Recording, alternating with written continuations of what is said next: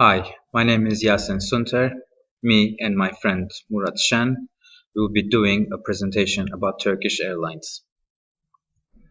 We will start with a brief introduction about Turkish Airlines, and then we will analyze the strategic goal of expanding Turkish Airlines to Asia Pacific, and we will use the tools of SWOT analysis, Fortress 5 forces, pestle analysis, and the SAFE criteria to assess if this is a good strategic move for Turkish Airlines or not.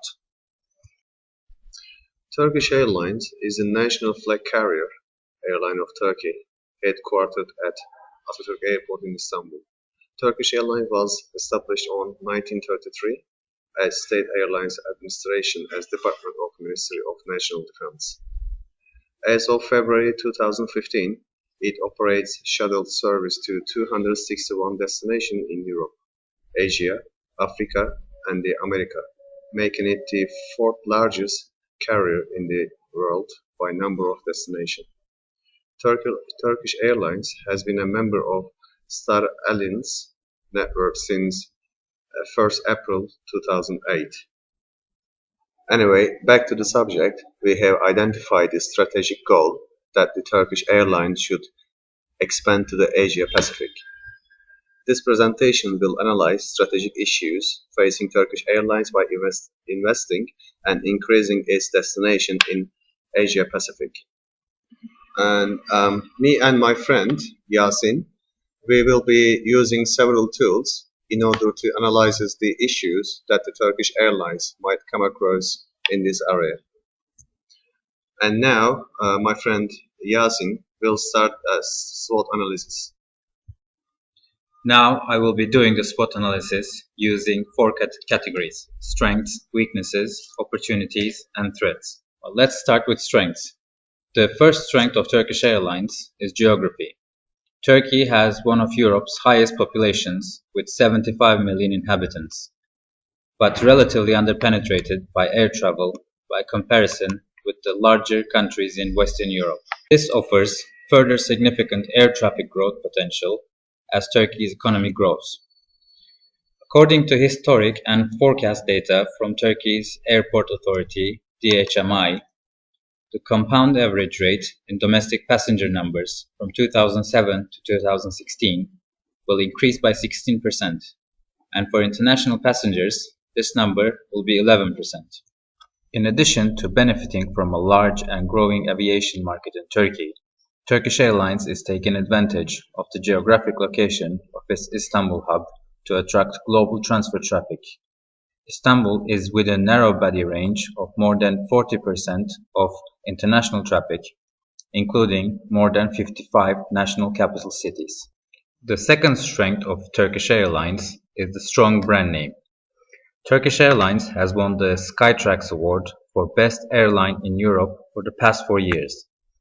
Also in 2014, it won Best Airline in Southern Europe, Best Business Class Lounge Dining, and Best Business Class Onboard Catering. As its route network coverage expands, the brand name is spreading. Also, another strength of Turkish Airlines is its powerful European network. Compared with the big three Gulf carriers, which are Emirates, Etihad, and Qatar Airlines, who also have strategies based on attracting global transfer traffic flows, Turkish Airlines has a much stronger position in Europe. In 2014, 58% of its international passengers were on routes to or from Europe. The Gulf 3 carriers each has less than 30% of their seats in Europe. Turkish Airlines also has a higher number of seats and direct destination. Another strength of Turkish Airlines is its powerful European network. Compared with the big three Gulf carriers, which are Emirates, Etihad, and Qatar Airlines, who also have strategies based on attracting global transfer traffic flows, Turkish Airlines has a much stronger position in Europe. In 2014, 58% of its international passengers were on routes to or from Europe. The Gulf 3 carriers each has less than 30% of their seats in Europe. Turkish Airlines also has a higher number of seats and direct destinations on routes in Europe than any of the Gulf 3. In terms of weaknesses, one of the main weaknesses for Turkish Airlines is that it is not strong in Africa. By contrast with Turkish Airlines' position in Europe, where it is stronger than the Gulf 3 carriers. In terms of traffic and number of routes served, it is relatively weak in Africa. The region accounted for only 10% of the Turkish Airlines passenger numbers in 2014. This compares with around 30% for Emirates and Etihad, and also a quarter for the Qatar Airways. The second weakness that we've identified for Turkish Airlines is that it's constrained in Istanbul, its main hub. Turkish Airlines' rapid growth has brought it up against capacity constraints at Istanbul Atatürk Airport. Compared with a declared capacity of 58 movements per hour, the airport has now had to handle 67 per hour at peak times. Now, to describe the opportunities for Turkish Airlines, the first one is the Asia-Pacific expansion. Istanbul's geographic location positions it better than the Gulf for connecting traffic between Europe and Asia-Pacific. There is an opportunity for it to increase its network. Turkish Airlines already exists in the area, but there is an opportunity for it to increase its network to other parts of the continent, in particular to the southeastern Pacific, where Emirates and Qatar has a strong lead compared to Turkish Airlines. The second opportunity for Turkish Airlines, and it is a big one, is the new airport in Istanbul.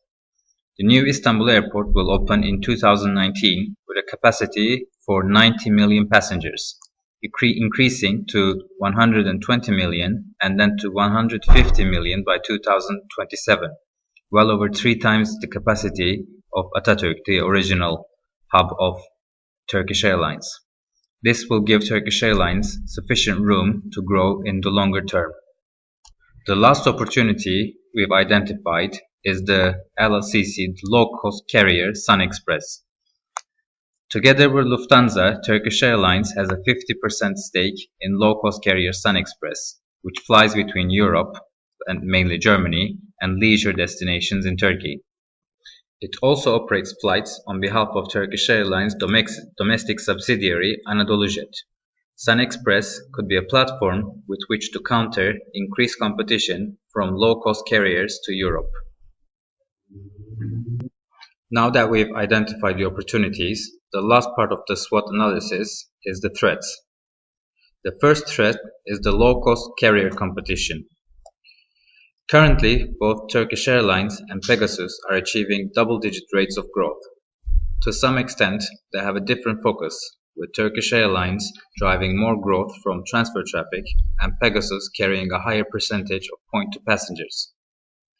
However, Turkish Airlines' low-cost carrier competitor also carries transfer passengers, and Turkish Airlines' expansion at Sabiha Gökçen Airport, which is the other airport in Istanbul, is increasing the level of competition between the two, particularly on domestic routes. Moreover, Sabiha Gökçen Airport is also used by other low-cost carriers such as AtlasJet, Germanwings, Transavia, and Wizz Air. And the last threat worth mentioning is the Gulf airline competition. Turkish Airlines faces continued competition from the fast-growing Gulf-based carriers that are also using their hubs to attract global transfer traffic flows. The Gulf 3, which are all mentioned before, Etihad, Qatar, and the Emirates Airlines, have a geographic advantage in connecting passengers to or from Southern Asia and Australasia, and have also been successful in developing high-quality service and strong brands. Although Turkish Airlines has a superior network in Europe, Etihad's strategy of aggressively adding codeshare partners, coupled with its equity alliance, giving it a significant indirect presence in Europe. Now my friend Murat will do the Porter's 5 forces to further analyze the Asia-Pacific expansion of Turkish Airlines. And now I'm going to analyze Porter's 5 forces. And I'm going to start firstly from threat of new entrants. Entering the Asia-Pacific threat is quite difficult as it is already covered by major airlines. It would require a lot of funding to compete with gains such as Emirates, Qatar, Etihad or Malaysian Airlines. Turkish Airlines already exists in the area, but not as strong as it is in Europe and Middle East. And now I'm going to talk about threat of substitutes of Turkish Airlines. There are almost no substitutes to airplanes for traveling to Asia Pacific. It's a vast area and unlike Europe, it's not preferable to use car or ships for any trip. Extent of rivalry between competition, which is very high. Asia Pacific is a fierce competition area for some major and minor airlines. Turkish Airlines investing to Asia Pacific and trying to increase its share will cause the competition to increase even more. It can potentially lead to price wars as all other airlines will try to protect their market share. If that happens, airlines companies like Emirates, Qatar, and Malaysia would have an advantage over Turkish Airlines because those countries are producer of oils. That's why they have less cost and therefore they can sell the tickets cheaper than the Turkish Airlines. The other forces that we identify is bargaining power of buyers, which is very high. When it comes to choosing airlines to travel to Asia Pacific, customers have a variety of choices. There are a number of budget airlines as well as major airlines covering the area. Turkish Airlines' unique position situated between Europe and Asia could be an advantage against other airlines. The last forces of porters is bargaining power of suppliers, which is very low. Turkish Airlines is the biggest air company with the biggest market share in Turkey, and it's mostly supplied by Turkish companies. Finding another buyer like Turkish Airlines would be very difficult for the suppliers. Therefore, their bargaining power is very low. Now, I'm going to do the pastel analysis of Turkish Airlines, starting from political. The Asia Pacific is politically stable at the moment. Turkish Airlines already has services to certain popular destinations such as Hong Kong, Singapore, and Thailand. And the Turkish government's friendly relation with the region political leaders in an advantage of Turkish Airlines. The second factor that I'm going to do is economical factor of Turkish Airlines. In the Asia Pacific region, especially China and Hong Kong are economically growing. Malaysia is currently undergoing a fiscal reform which is reviving investments to the country. These developments will increase customers' buying power and more customers will be flying to the Asia Pacific countries. Another factor is that social. The main customer targets for Turkish Airlines are businessmen who are visiting for investment purposes and tourists who are visiting holiday spots.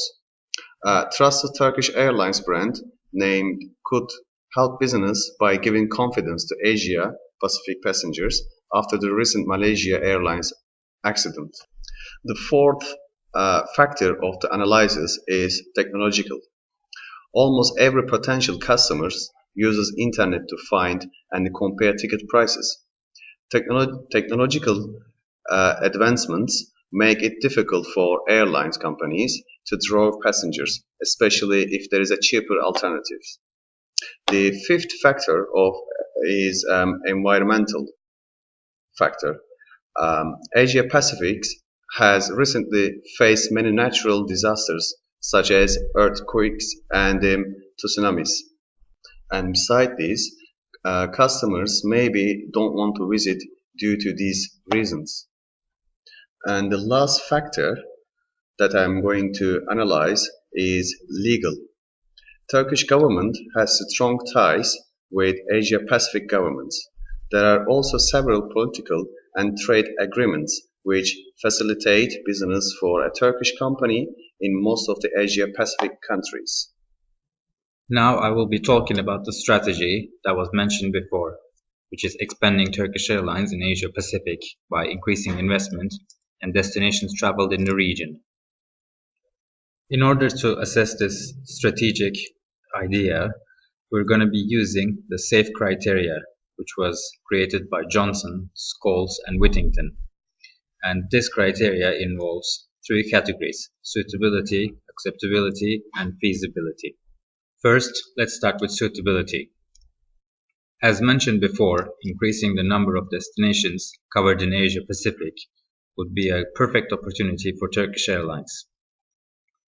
Istanbul, its main hub, it's in a perfect geographical location, right between Europe and Asia, and that would be the main advantage for this strategic move.